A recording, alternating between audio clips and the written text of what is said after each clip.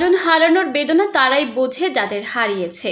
প্রতিদিন প্রতি মুহূর্তে হারানোর যন্ত্রণা বুকে চেপে থাকে।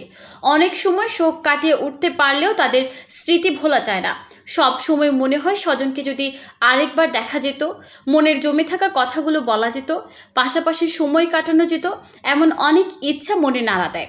তবে জাপানে এমন একটি টেলিফোন বুথ আছে যেখান থেকে নাকি মৃত স্বজনদের সঙ্গে কথা বলা যায়। জাপানের টোকিও শহর থেকে অনেক দূরে এক পাহাড়ে রয়েছে এই বুথটি। এটি তৈরি করেন ইতারো সাসাকি নামে একজন ব্যক্তি।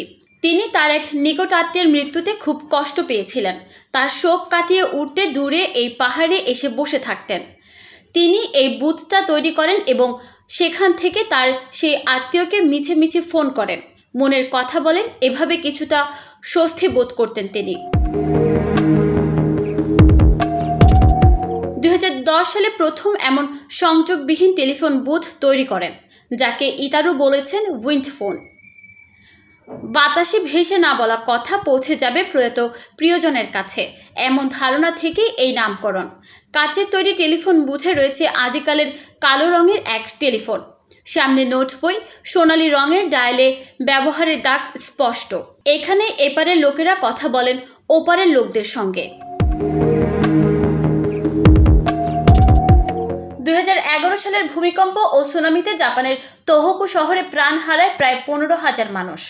মাত্র আধা ঘন্টার মধ্যে শহরটি পুরো ধ্বংসস্তূপে পরিণত হয়। শহরের প্রায় 10% মানুষ মারা যায় এতে।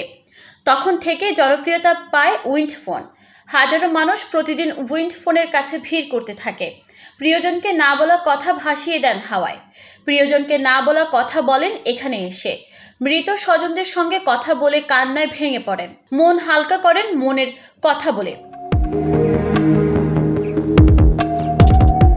আসলে এই টেলিফোনে কিন্তু কোনো সংযোগ নেই। মৃতদের সঙ্গে কথা বলা পুরোটাই মানুষের কল্পনা। মূলত স্বজন হারানোর বেদনা মানুষকে সারা জীবন কষ্ট দেয়। নিজেকে সান্ত্বনা দিতেই এই কথোপকথনের অভিনয়টুকু করেন তারা। উইন্ড ফোন থেকে অনুপ্রাণিত হয়ে ওহিরো বে সৈকতে অনুরূপ একটি বুথ স্থাপন করা হয়, যা তৈরি করেন ওয়েলিংটনের একজন নার্স। সেই বুথেও মৃত স্বজনদের সঙ্গে কাল্পনিক কথোপকথন হয়।